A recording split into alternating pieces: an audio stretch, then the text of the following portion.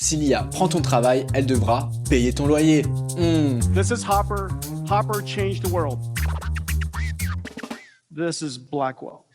10 or 15 years, the advancements in AI and robotics will bring us to the point where working is optional. AI could wipe out half of all entry-level white-collar jobs and spike unemployment to 10 to 20% in the next 1 to 5 years. Yes, yes, yes. I mean, AI is like a tsunami hitting the labor market. 60% in advanced economies to be replaced. That is the future we could see if we don't become aware of this problem now. Half of all entry-level white-collar jobs. Well,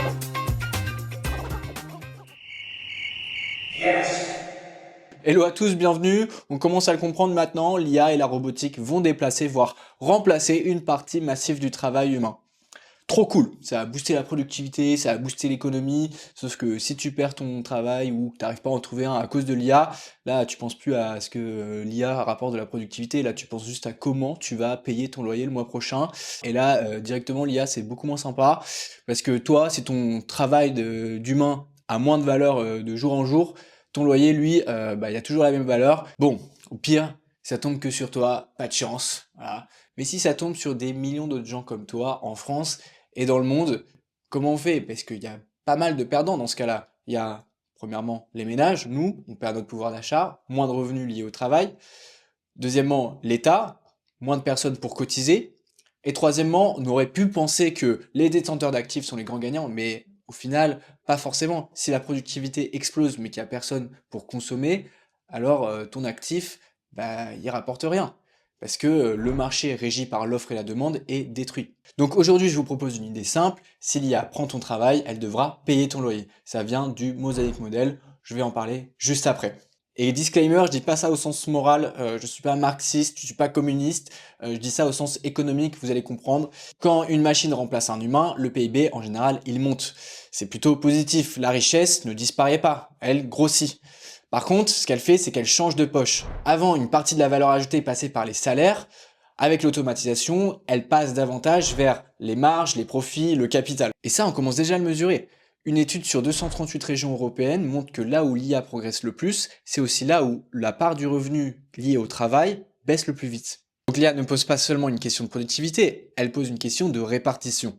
Si la machine produit plus, mais que le revenu se concentre du côté du détenteur du capital, alors tu peux avoir une économie plus productive, mais moins performante. C'est un paradoxe. Et aussi une société plus instable. J'y reviendrai. Parce qu'une économie ne tourne pas seulement avec des producteurs efficaces, elle tourne aussi avec des consommateurs solvables.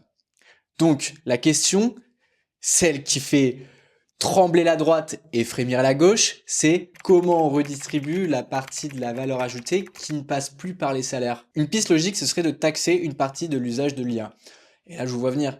Encore une taxe en France, Ulysse, mais t'as rien compris, je me désabonne. Bon, j'ai 20 abonnés, donc j'ai rien à perdre. Je parle d'un scénario dans 5-10 ans, quand l'IA aura vraiment eu un impact sur le marché de l'emploi. Là, pour l'instant, c'est à la marge, hein. Je suis tout à fait conscient. L'idée est simple, c'est de taxer une partie du surplus créé par la substitution du travail humain par l'IA. Attention, je dis pas qu'il faut taxer l'IA pour réduire son adoption, mais surtout pas. À mon sens, il faut toujours que l'adoption de l'IA soit plus rentable que juste le recrutement d'un nouvel humain.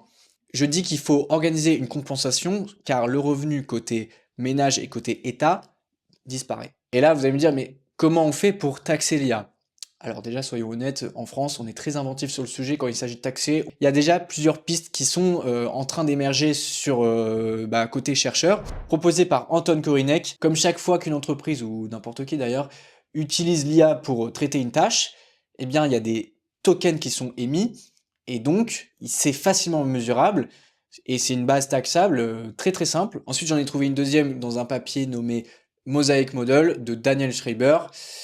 Il propose de récupérer une partie du surplus sans faire augmenter le prix payé par le consommateur. C'est une sorte de TVA dynamique qui ne s'active que là où l'IA a effectivement remplacé du travail humain. Et là, la question c'est, mais il va où l'argent récolté par l'État? L'État est censé redistribuer l'argent qu'il récolte et il va le redistribuer sous forme de revenu universel.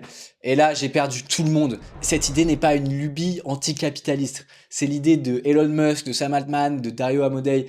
C'est sorti de la bouche des gens les plus capitalistes de notre monde. Et encore une fois, c'est dans un scénario dans 5-10 ans. Eux, ils savent très bien que si la productivité explose, mais que la demande s'affaiblit, eh bien, le système s'effondre. Les ultra-riches font partie du système, et si le système s'effondre, il s'effondre avec.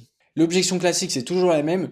Si tu donnes un revenu de base aux gens, ils vont arrêter de bosser. Donc l'économie, ça sera encore pire qu'avant. Sauf que les données qu'on a sont un peu plus nuancées que ça. Une étude financée par Open Research a suivi pendant des années des gens recevant 1000 $ par mois. Résultat, oui, il y a une légère baisse du temps de travail, moins de 2 heures par semaine, c'est très peu.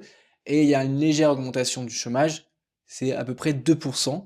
Qui est aussi très peu. Et en général, ils étaient beaucoup plus sélectifs dans leur recherche d'emploi, ils cherchaient un peu ailleurs. Donc ce que les chercheurs ont rapporté, c'est que l'argent peut augmenter la capacité des gens à prendre des décisions professionnelles alignées avec leurs objectifs et leurs valeurs. Donc là, est-ce qu'on décrit un échec du système ou on décrit enfin un peu de liberté? Ensuite, on va me dire, mais tu peux pas financer 1000 € par mois pour tout le monde en France du jour au lendemain comme ça. Non, ce sera graduel, ce sera en fonction de ce que rapporte la taxe IA à l'État.